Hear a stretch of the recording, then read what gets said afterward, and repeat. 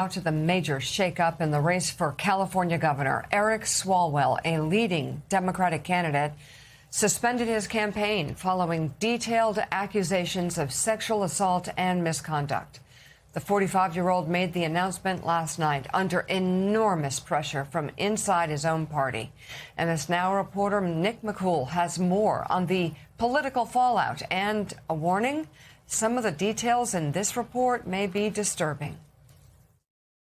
This morning, Democratic Congressman Eric Swalwell suspending his campaign for California governor amid allegations of sexual misconduct by multiple women. What he did is sick and disgusting. There need to be consequences to that.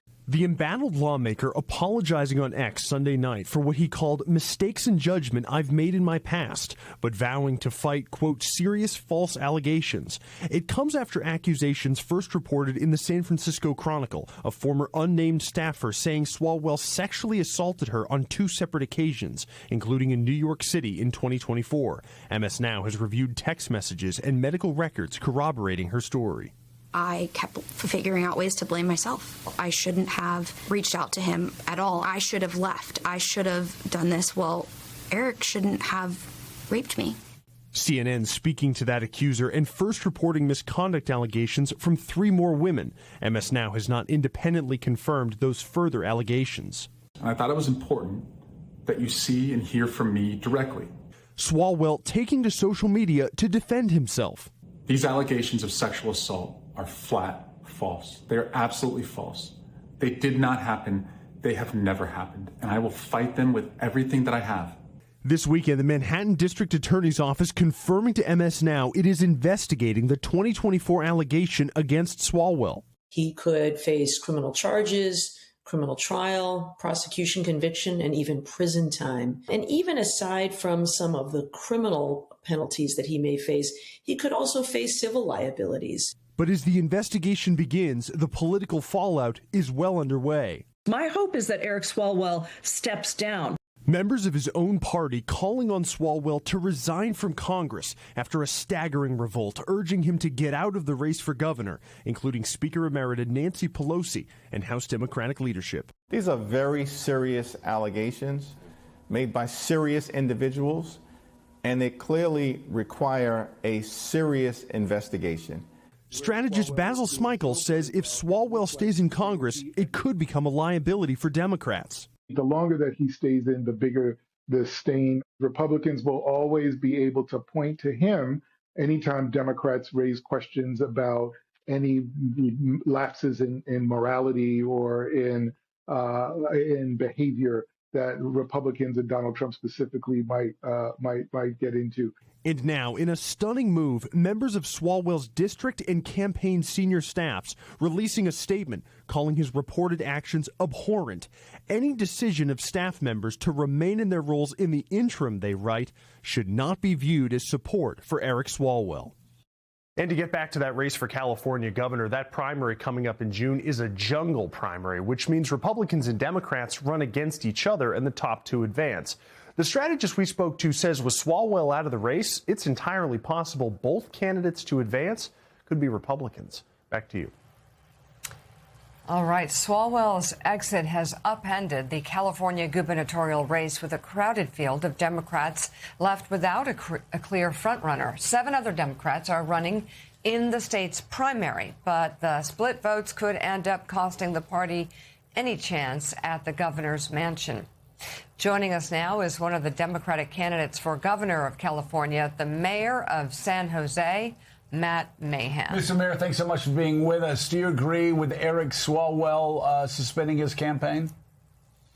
Yeah, Joe, Mika, good morning. Good to see you both. I mean, look, these alleged actions are disgusting, and there is a culture of impunity in our politics that we've got to change. I think the women who step forward are incredibly courageous, should be believed.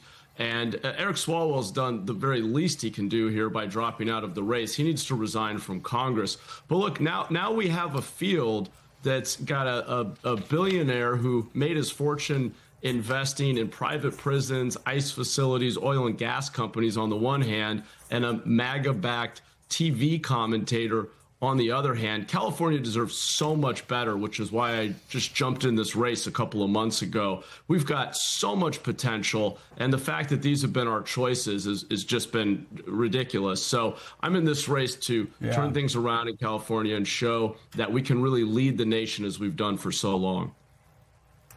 So the leading Democrat candidate now suddenly becomes Tom Steyer. Why is he wrong? Well, look, this is a billionaire who has made his money investing in things that are antithetical to the Democratic Party's core values. Private prisons, ICE detention centers that are still operating in our state, oil and gas companies, and really has no relevant public experience. His experience is cutting checks. He's trying to buy the governorship, just as he spent $200 million running for president in a failed bid. California deserves better than that. We deserve someone who's trustworthy, who has a record. In San Jose, I've led the largest city in Northern California to reduce crime and become the safest big city in the country, reduce homelessness by 1/3 in just a few years, get thousands of homes under construction. We've stood up to the Trump administration. And let me just say, flawed candidates with the kind of baggage that we have from so many in this field can't effectively offer a counterpoint to Donald Trump. The Democratic Party has got to lift up people of high integrity who have a track record of results. Mr. Mayor, you just you partially answered my next question to you. Right now, Republicans look like they might be in a good position to do very well with Swalwell falling out of the race. What is your counter argument to Republicans who say, look what's happened to California over the past 8 years?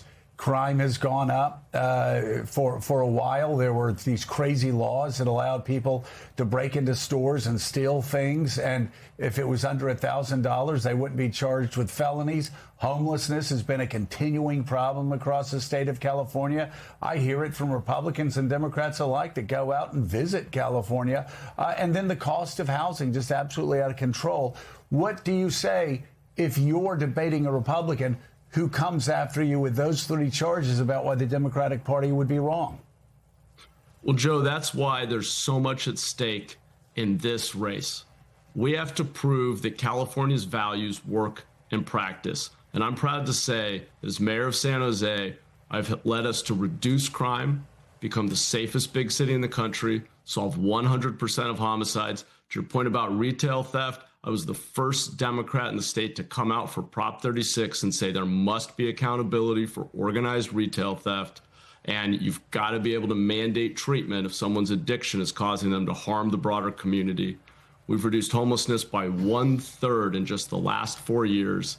We've removed barriers to home building. We're growing again. People are building housing in San Jose. That's the kind of resistance we need. The best resistance to this MAGA movement that's divisive, reckless, tearing families apart is to demonstrate results, to get California back to being California, being a land of opportunity, an aspirational place. Only the Democratic Party can do that for this state, but we can't do it with more of the same politicians. Mayor of San Jose and candidate for governor of California, Matt Mahan, thank you very much Thank you, Matt, for coming on the show this morning.